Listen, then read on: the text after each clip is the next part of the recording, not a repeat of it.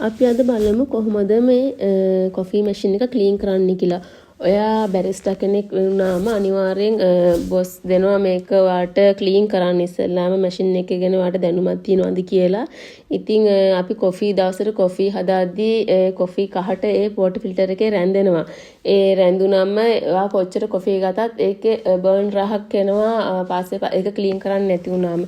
ඉතින් ඒක නිසා අපි ඒ වලට තියෙන වෙනම කෙමිකල් ඒ කෙමිකල් දාලා අපි ක්ලීන් කරන්න ඕනේ වෝටර් ෆිල්ටර් එක.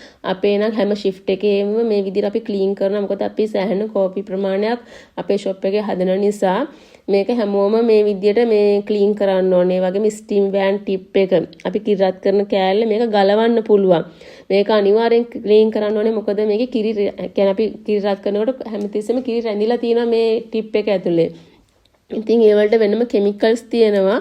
ඒක නිසා ඒ කෙමිකල්ස් දාලා මේ හැමදේම මේ පිරිසිදුවට තියාගන්න ඕනේ. මොකද කොච්චර කිරි රත් කරත් කැපචිනෝ ලාතේ හදාද්දී සමහරට බඩේ අජීර්ණ එහෙම වෙන්න පුළුවන්. බිව්වම සමහර අයගේ කිරි රැඳිලාදී ඔක ක්ලීන් කරන්න නැති වුනම නිතර අපි ඔකේ මේ කිරි රත් කරද්දී ඒවා අජීර්ණ එහෙම වෙනවා. ඒක නිසා තමයි අපි මේ මැෂින් එක හැම shift එකේදීම ක්ලීන් කරන්නේ. ඉතින් ඔයගොල්ලන්ට මම මේ බලන්නගෙන මේ කෑලි ගලවන විදිහ මේක ක්ලීන් කරන්නේ කොහොමද? පොට් ෆිල්ටර් එක ක්ලීන් කරන්නේ කොහොමද කියලා ක්ලීන් කරලා අවසානයේ මේ විදිහට මැෂින් එක තියෙනවනේ. එතකොට තමයි කස්ටමර් උනත් ඔයාලට ඕඩර් එකක් දෙන්නේ. ඒකේ මේ ක්ලීන් එක දැකලා.